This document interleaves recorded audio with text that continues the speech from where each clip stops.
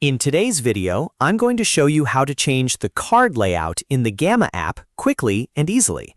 If you're building a presentation, document, or AI-generated deck in Gamma, changing the card layout can help you make your content look cleaner, more polished, and easier to follow.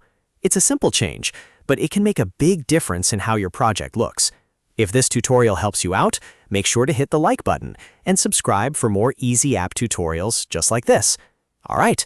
Let's jump right in. First, open your Gamma project. Once you're inside the project, find the card that you want to edit. Gamma organizes content into cards, so every section of your project may have its own layout style. Click directly on the card whose layout you want to change. This is important because you need to select the exact card before the layout controls will appear. After selecting the card, look near the card controls for the layout or card style option. Depending on the version of Gamma you're using, this option may appear in a toolbar, a side panel, or a small menu attached to the card. Once you see the layout option, click on it to open the layout settings. This is where Gamma gives you different ways to display the same content. Now you'll see a list of available layout styles. These may include different card arrangements, text-focused layouts, image-heavy layouts, or more compact formats. Go ahead and choose the one that fits your content best.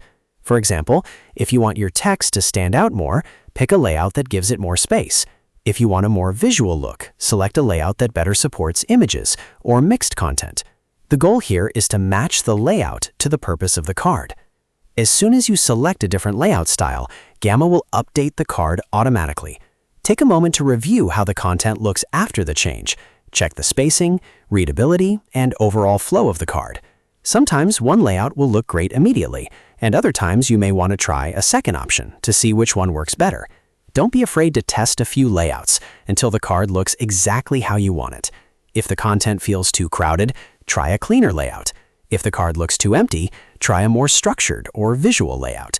Gamma makes it easy to adjust your design without rebuilding the entire card from scratch, which is one of the reasons it's such a useful tool for fast content creation. Once you're happy with the new layout, you're all set.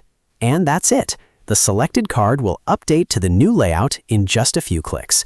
If you found this video helpful, please give it a like, subscribe to the channel, and turn on notifications so you don't miss the next Gamma tutorial.